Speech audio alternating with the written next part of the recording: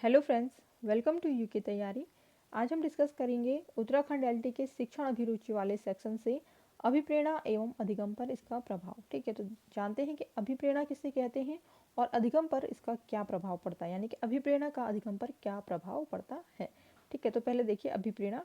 तो अभिप्रेरणा शब्द की उत्पत्ति लैटिन भाषा के मोटम शब्द से हुई है। ठीक है, जिसका तात्पर्य है गति। तो मोटम शब्द का तात्पर्य क्या होगा? गति, जिसके अनुसार प्रेरणा में गति का होना आवश्यक है।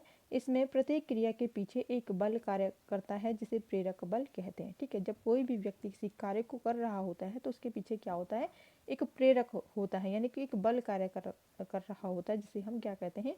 प्रेरक बल कहते हैं। ठीक है, इसी प्रेरक बल के कारण कोई भी विद्यार्थी किसी कार्य के प्रति प्रेरित होकर के अच्छा प्रदर्शन या कार्य करता है। तो प्रेरक बल क्या होगा?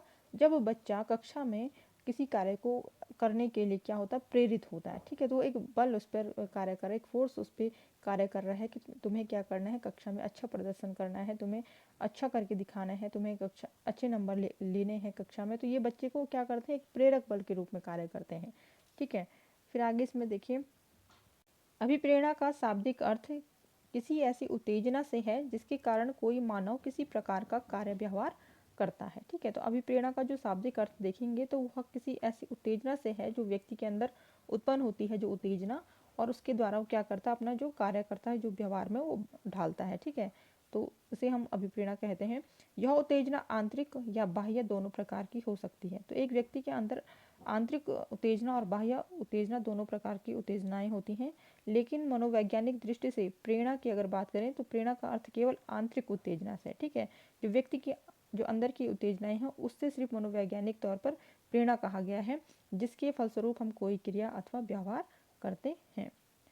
फिर अब बाह्य उत्तेजना को प्रेरणा के अंतर्गत सम्मिलित नहीं किया जाता है। जैसे भूख एक आंतरिक उत्तेजना है जिसके परिणाम स्वरूप खाना खाने के लिए प्रेरित हो सकते हैं। ठीक है, जब हमें क्या होती है? भूख लगती है तो हमारी आंतरिक उत्तेजना होती है और उसके फलस्वरूप हम क्या करते हैं? खाना खाने के लिए प्रेरित होते हैं कि अब हमें खाना खाना चाहिए। प्यास लगने पे हमें पानी पीना चाहिए। तो ये क्या है? आंतरिक उत्तेजना है। लेकिन जो खाने की थाली है वो क्या है? एक बाह्य उत्तेजना है। ठीक है, जिसे देखकर आवश्यक नहीं है कि कोई व्यक्ति खाना खाने के लिए प्रेरित हो। खाना तो कोई व्यक्ति तभी खाएगा जबकि उसे भूख अनुभव हो रही हो, भूख होगी किसी व्यक्ति को, तभी वो क्या करेगा? खाना खाएगा। खाने की थाली एक बाह्य उत्तेजना मात्र है, लेकिन प्रेरणा नहीं है, जबकि भूख एक आंतरिक उत्तेजना है और यही आंतरिक उत्तेजना प्रेरणा है। ठीक है, तो प्रेरणा कहाँ से उत्पन्न होती है? जो आंतरिक उत्तेजना होती है। परिभाषाएं देखिए इसकी। गुड के अनुसार देखिए, अभिप्रेरणा कार्य को आरंभ करने, जारी रखने तथा नियमित रखने की प्रक्रिया है। ठीक है, तो गुड के अनुसार है ये परिभाषा। फिर है ब्लेयर जैक्सवो सिम्पसन के अनुसार, अभिप्रेरणा एक प्रक्रिया है जिसमें सीखने की आंतरिक शक्तियाँ अथवा आवश्यकताएं उसके वातावरण में विभिन्न लक्ष्यों की ओर निर्देशित होती हैं। ठीक है, तो ये मुख्य परिभाषाएं हैं दो।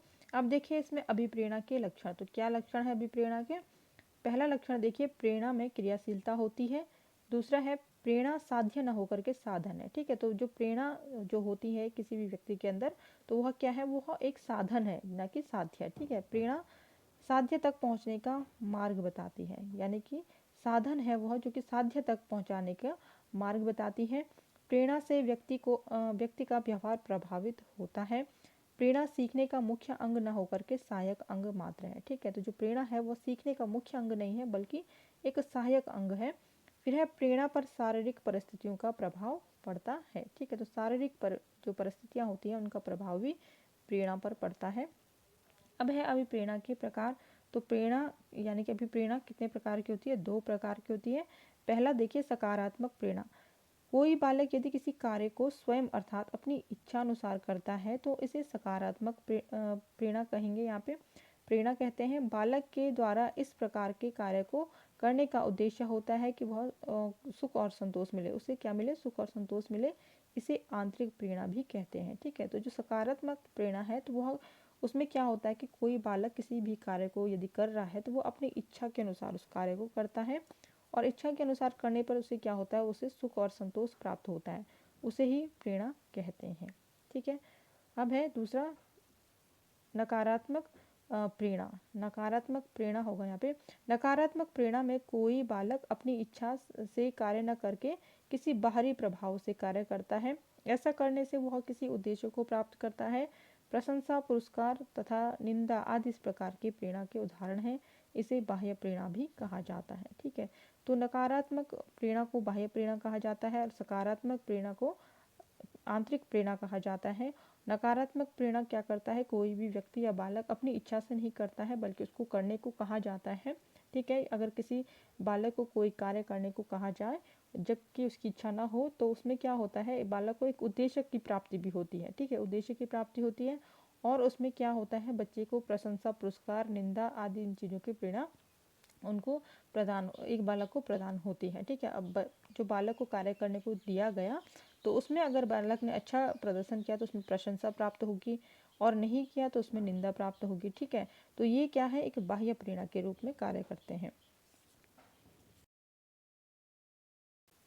फिर है इसमें अभिप्रेरणा का अधिगम पर प्रभाव। ठीक है, तो अभिप्रेरणा का अधिगम पर यानी कि सीखने पर क्या प्रभाव पड़ता है, तो ये इस प्रकार से है। देखिए, परिपक्वता, यदि विद्यार्थियों को दिया गया कार्य विद्यार्थियों की परिपक्वता के स्तर से बहुत अधिक कठिन हो तो उनके सीखने की प्रक्रिया अवश्य प्रभावित होती है। ठीक है, तो अगर बच्चों को ऐसा कोई कार्य दिया जाए जो कि उनके अभी उतने परिपक्व नहीं हुए बच्चे और फिर भी उनकी परिपक्वता के स्तर से बहुत अधिक उन्हें कठिन कार्य दिया जाए तो उनके सीखने पर कहीं ना कहीं वो प्रभावित करेगा। उनकी परिपक्वता को ध्यान में रखा जाए तो अभिप्रेरणा अधिक होगी। ठीक है, बच्चे की परिपक्वता को ध्यान में रख करके ही उन्हें कोई कार्य दिया जाए, कोई अभिप्रेरणा दी जाए तो वह जो सीख रहे हैं, जो जिस भी विषय को, जिस भी कार्य को, तो वह क्या करेंगे, उसको अच्छे से सीख पाएंगे। ठीक है, परिपक्वता और अभिप्रेरणा में अवश्य ही तालमेल बिठाया जाए। औपचारिक अधिगम तभी होगा जब विद्यार्थी शारीरिक, मानसिक, संवेगात्मक और सांस्कृतिक रूप से परिपक्व हो। ठीक है, तो ये अधिगम की बात कर रहे हैं कि अधिगम को अगर करवाना है, बच्चे को किसी बात को सिखाना है तो विद्यार्थी को यानी कि किसी बच्चे को, जो छात्र है कक्षा में, तो उसको शारीरिक, मानसिक, संवेगात्मक और सांस्कृतिक रूप से वो परिपक्व जरूर हो उस लेवल के काम को करने के लिए। ठीक है, जिस काम को कराया जा रहा है। नेक्स्ट है अभिप्रेरणा से ध्यान, रुचि और उत्साह प्राप्त करना। ठीक है, तो इसमें देखिए, कक्षा में अधिगम प्रक्रिया तीव्र करने के लिए प्राथमिक पूर्ति के रूप में अभिप्रेरणा आवश्यक है। ठीक है, तो कक्षा में अधिगम प्रक्रिया को तेज करने के लिए जो पहला कदम उठाया जाना चाहिए वो अभिप्रेरणा होता है। इसलिए जो अभिप्रेरणा वो बहुत आवश्यक होता है कक्षा में किसी भी विषय को सिखाने के लिए। ध्यान को केंद्रित करने के लिए रुचि और उत्साह की आवश्यकता होती है। कुछ मात्रा में रुचि छात्रों में विद्यमान होती है तो कुछ मात्रा में छात्रों के अंदर क्या करना पड़ता है, अध्यापक को रुचि पैदा करनी पड़ती है। इस प्रकार पूर्व विद्यमान रुचि और अध्यापक द्वारा उनके द्वारा जो अभिप्रेरणा उत्पन्न करना है वो एक अच्छा शिक्षा कार्यक्रम है। ठीक है, तो बच्चों के अंदर क्या होता है, कुछ रुचियाँ जो उनके अंदर ऑलरेडी डेवलप रहती है और कुछ रुचियों को उत्पन्न करने की आवश्यकता होती है। ठीक है, फिर तीसरा जो पॉइंट आता है वो है प्रशंसा और निंदा। स्कूल में सीखने के लिए प्रशंसा और निंदा का बहुत महत्व होता है। अध्यापक को चाहिए कि अधिगम या अधिक सीखने की परिस्थिति में प्रशंसा और निंदा का प्रयोग बहुत चतुराई से किया जाए। ठीक है, तो टीचर को यह बहुत ध्यान में रखने वाली बात है कि जो प्रशंसा है एक छात्र की वो कब करनी है और निंदा कब। ठीक है, तो निंदा और प्रशंसा दोनों ऐसी चीज़ें हैं जो कि बहुत चतुराई के साथ में किया जाए जिससे कि बच्चे अच्छे से सीख सकें, अधिक से अधिक सीख सकें। फिर है निश्चित उद्देश्य।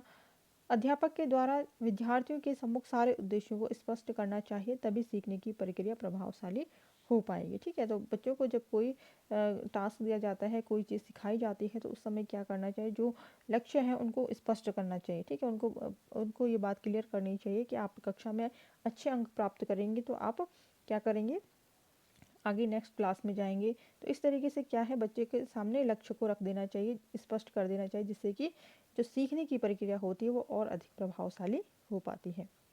फिर है इसमें आत्म अभिप्रेरणा। चरित्र के विकास और आदर्श नागरिकता के विकास के लिए आत्म अभिप्रेरणा सर्वोत्तम है।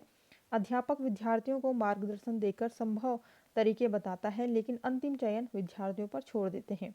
अतः सीखने में आत्म प्रेरणा का महत्वपूर्ण योगदान है। ठीक है, तो आत्म अभिप्रेरणा यानी कि स्वयं से जो अभिप्रेरित होना अंदर से, तो बच्चे क्या करते हैं, अपने आप ही स्वयं को अपने आप अंदर से आत्म अभिप्रेरित होते हैं। ठीक है, तो चरित्र का विकास और आदर्श नागरिकता के लिए आत्म अभिप्रेरणा जो है वह एक सर्वोत्तम प्रक्रिया है। अध्यापक विद्यार्थियों के मार्गदर्शन दे करके संभव तरीका बता देते हैं और उनको क्या करते हैं, विद्यार्थियों पर छोड़ देते हैं कि उनको कैसा अब क्या करना है। ठीक है, तो ये आत्म अभिप्रेरणा होती है। फिर आता है इसमें नेक्स्ट सीखने की इच्छा। तो प्रभावशाली अधिगम के लिए विद्यार्थी में सीखने की इच्छा का होना अति आवश्यक होता है। वास्तव में सीखने की गति और दक्षता दोनों ही सीखने की इच्छा से प्रत्यक्ष रूप से संबंधित है। अतः सीखने में विद्यार्थियों की अभिप्रेरणा के लिए सीखने की इच्छा अति आवश्यक है। बिना इच्छा के कोई भी विद्यार्थी सीखने के लिए कभी भी अभिप्रेरित नहीं हो सकता। तो बच्चे के अंदर क्या होना आवश्यक होता है? सीखने की इच्छा का होना बहुत आवश्यक होता है। यदि बच्चा स्वयं से सीखना चाहता है किसी भी चीज़ को, वो अंदर से प्रेरित है किसी कार्य को करने के लिए, तो वह किसी भी जो अधिगम क्षमता है उसको में विकास कर पाएगा, किसी भी कार्य को सीख पाएगा। अब बात करेंगे अभिप्रेरणा के स्रोत की। ठीक है, तो देखिए क्या होते हैं अभिप्रेरणा के स्रोत।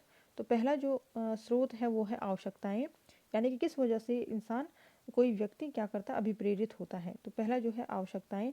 जो प्रत्येक व्यक्ति की कुछ आवश्यकताएं होती हैं। जब व्यक्ति कोई आवश्यकता अनुभव करता है तो उसके शरीर में तनाव उत्पन्न होता है। ठीक है, यदि भूख लग रही है किसी व्यक्ति को, तो क्या होता है, उससे तनाव सा महसूस होता है, उसे भूख फील होती है। ठीक है, इस तनाव को दूर करने के लिए उस आवश्यकता को पूर्ति का प्रयत्न करता है एक व्यक्ति। ठीक है, भूख लगी है तो वो क्या करेगा, वो खाना खाने का प्रयास करेगा। वो सोचेगा कि मुझे खाना मिलेगा तो मैं क्या करूँगा, अपनी जो आवश्यकता है उसकी पूर्ति हो जाएगी। ठीक है, तो जब व्यक्ति की जो आवश्यकता है वो पूरी हो जाती है तो उसके जो शरीर का तनाव है वो भी दूर हो जाता है।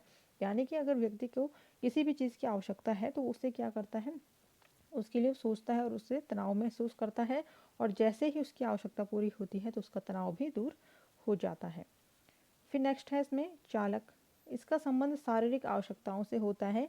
व्यक्ति के जन्म से ही उसकी शारीरिक आवश्यकताएं आरंभ हो जाती हैं, जैसे भूख, प्यास आदि। ठीक है, तो चालक क्या है, जो शारीरिक जो आवश्यकताएं होती हैं, तो भूख, प्यास आदि चालक प्राणी को एक निश्चित प्रकार की क्रिया या व्यवहार करने के लिए प्रेरित करता है। ठीक है, यानी कि जो इसका संबंध किससे है, शारीरिक आवश्यकताओं से है जो चालक है। और व्यक्ति के जन्म से ही शारीरिक जो आवश्यकताएं होती हैं वह शुरू हो जाती हैं, तो ये चालक में आएगा। फिर आता है उद्दीपक। मनुष्य की कोई भी आवश्यकताएं किसी वस्तु से पूरी होती हैं। भूख की आवश्यकता भोजन से, प्यास की आवश्यकता पानी से। इन वस्तुओं को उद्दीपन कहते हैं। ठीक है, जो हमें खाना मिल रहा है, जो हमें पानी मिल रहा है, तो वो क्या होगा, उद्दीपन होगा। फिर आता है इसमें प्रेरक। यह अत्यंत व्यापक शब्द है। इसके अंतर्गत उद्दीपन, चालक, तनाव, आवश्यकता आदि सभी आते हैं। ठीक है, तो प्रेरक के अंदर ही उद्दीपन, चालक, तनाव, आवश्यकताएं, ये सभी चीज़ें आ जाती हैं।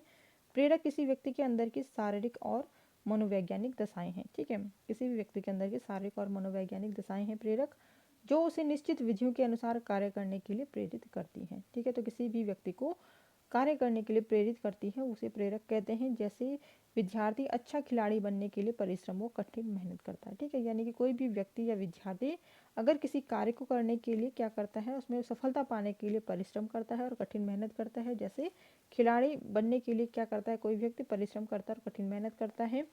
प्रेरक के आधार पर हम किसी भी विद्यार्थी के बारे में जान सकते हैं कि वह विद्यार्थी अपने भावी जीवन में किन किन खेलों में, क्षेत्रों में अपना भविष्य निर्माण कर सकता है। ठीक है, तो हमें पहले ही एहसास होने लग जाता है कि ये व्यक्ति या ये बच्चा इस क्षेत्र में आगे जाकर के कामयाब हो सकता है, तो वो क्या होता है, वो प्रेरक होते हैं। ठीक है, किसी भी व्यक्ति के अंदर। तो फ्रेंड्स, ये था वीडियो अभिप्रेरणा एवं अधिगम पर इसका प्रभाव। वीडियो अच्छा लगा हो तो प्लीज़ लाइक कीजिए, ज़्यादा से ज़्यादा शेयर कीजिए अपने फ्रेंड्स के साथ में, एंड सब्सक्राइब कर दीजिए।